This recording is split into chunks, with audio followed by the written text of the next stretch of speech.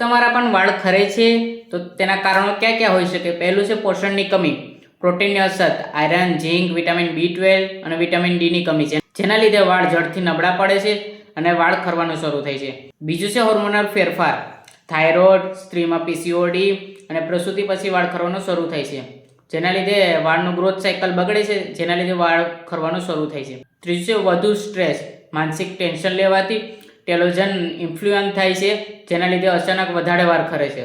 ચોથું છે ખોટી હેર કેર, કે વારંવાર તેલ લગાવવું, કડક કેમિકલવાળા શેમ્પૂનો ઉપયોગ કરવો, વાળ ભીના હોય ત્યારે કાંસો ફેરવવો, જેના લીધે વાળનું રૂટ ડેમેજ થાય છે અને વાળ ખરવાનું શરૂ થાય છે.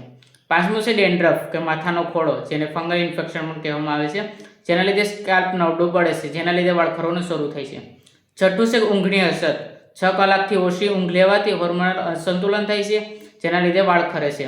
સાતમું છે વારસાગત કારણ, કે પરિવારજનોમાં જો કોઈને તાલ પડતી હોય તો તેના છોકરાને પણ તાલ પડી શકે છે.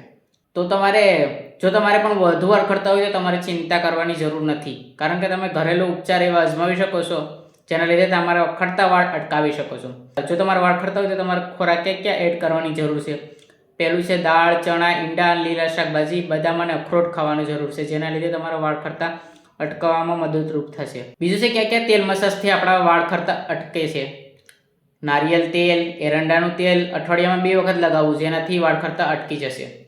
ઘરેલું ઉપચાર આપણે કયો છે જે અજમાવી શકીએ છીએ? મેથી દાણાની પેસ્ટ અને ડુંગળીનો રસ. મેથી દાણાની પેસ્ટ અને ડુંગળીનો રસ આ બંનેને મિક્સ કરી અઠવાડિયામાં 1 વખત માથાના સ્કાલ્પ પર લગાડવાનું છે. શું ટાળવું જોઈએ જેના લીધે વાળ ખરતા અટકી જાય?